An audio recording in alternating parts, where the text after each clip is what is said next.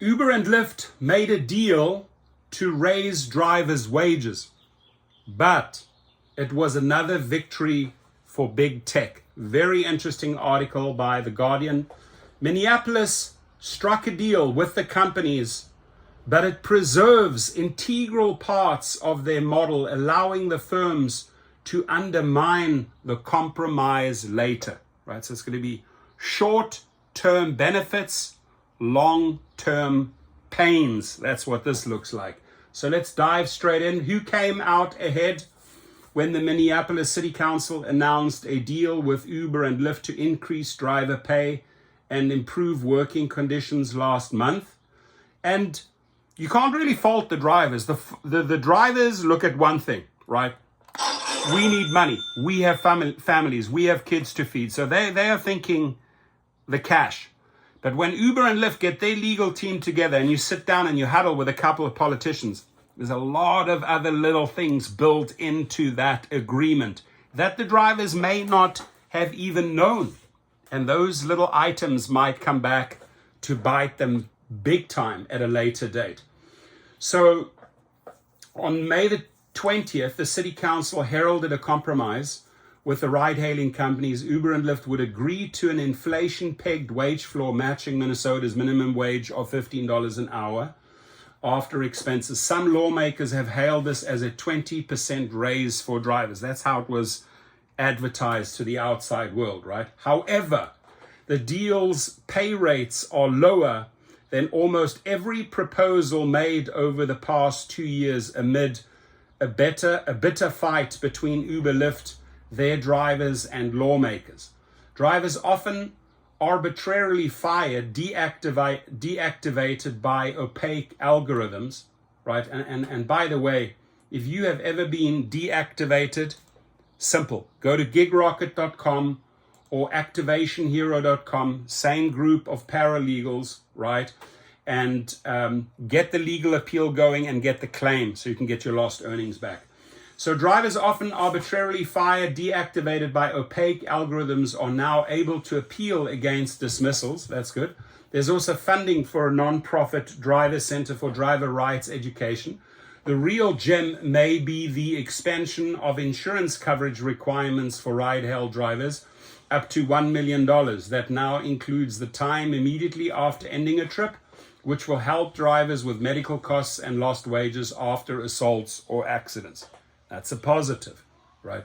This deal, however, preserves integral parts of the digital ride-hail model, allowing Uber and Lyft to continue operating and undermine the compromise later.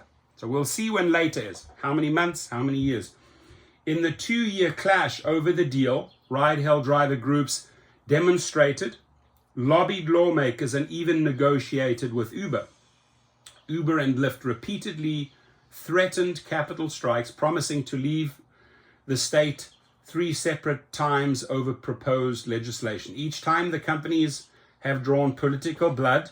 The first threat convinced Tim Walz, the governor, to kill a bill in May, right? They put the pressure, they basically bought Governor Walz.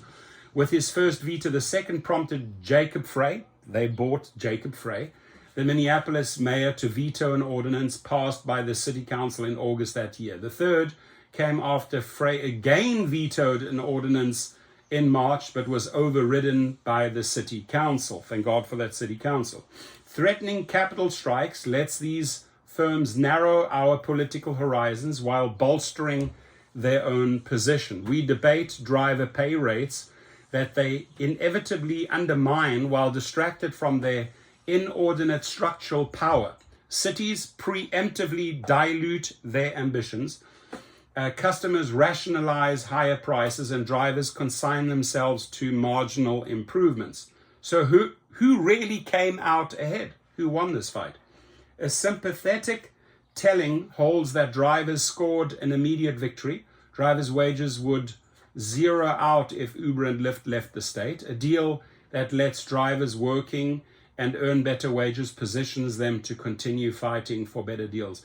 At this point, what's not mentioned is that a lot of new companies, emerging companies, saw opportunities here, including rides, and they got into the arena. So I think that's something positive that came out of this.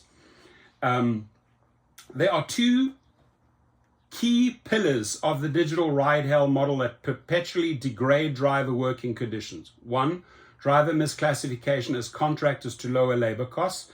And two, information asymmetry between workers, regulators, and firms. Both are left alone by Minneapolis deal, but the decision to abandon data transparency specifically ensures working conditions will deteriorate due to what Veena Dubal, a UC Irvine law professor, calls algorithmic wage discrimination. Utilizing constant worker surveillance, firms like Uber and Lyft calculate the minimum pay rates necessary to extract the most value from each driver. Let me say that again. That's a powerful, powerful, powerful statement, right? Utilizing constant worker surveillance, right, through these algorithms surveilling you, firms like Uber and Lyft calculate the minimum pay rates necessary to extract the most value from each driver. Dubal observes that even if the work is the same, entirely unpredictable and opaque means calculate what a driver labor is worth. With the removal of predictability goes any notion of fairness, as workers are tricked by algorithms to gamble on whether assigned work will be worth the expense incurred, normalizing longer hours and poorer conditions, right? So you tend to put in longer hours to make up those deficits. Oh, I earned that and that 3 years ago. I have to suddenly work 2 or 3 hours more to make what I made in the past, because that's what I need to survive, right? And that leads to those poor conditions, especially health conditions. A wage floor alone is insufficient to fight this dynamic. Moving away from data transparency creates a huge hole in the bill. Uber and Lyft reportedly lobbied to block any guarantee of minimum earnings on every trip. Instead, ride-hail firms will top off drivers whose average earnings are below the minimum during a 2-week-day period. And while the bill codifies pay transparency on the driver's end, it dropped the ordinance's requirement that ride-hail firms make regular and unrestricted data disclosures to Minneapolis. After New York City introduced its wage floor, an hourly net income of $17.22, Uber and Lyft responded by introducing a tiered quota system and forcing a lockout, a coercive strategy where an employer denies employees work until they accept the new terms. Listen to that. Drivers were forced to work substantially longer hours to receive priority for scheduling shifts, right? So there's a punishment involved here. The more trips done each day, the better chance a driver had to schedule shifts during peak business hours. Drivers who failed to meet quota requirements simply weren't allowed to use the apps. The program was a wild success for the companies.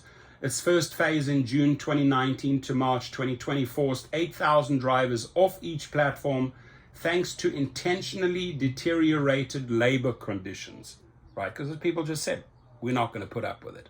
And they moved on.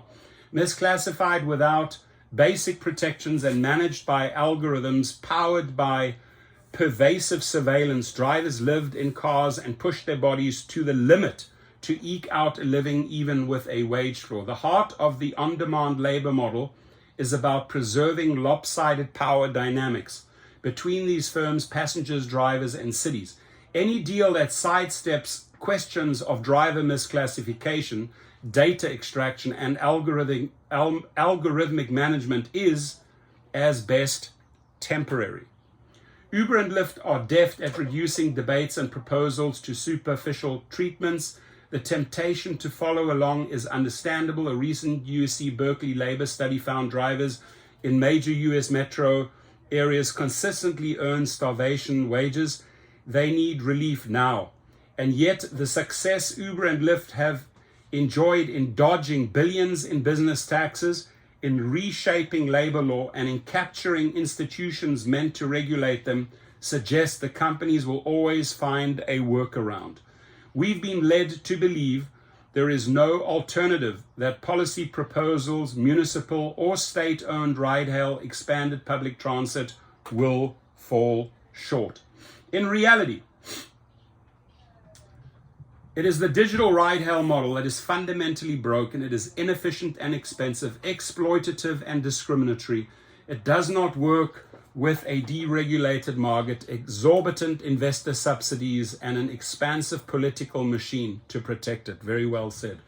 In almost every city where it's been allowed to fester, ride-hailing has decreased the quality of urban transit, contributed to big increases in congestion and pollution and degraded working conditions in additional industries. To what end?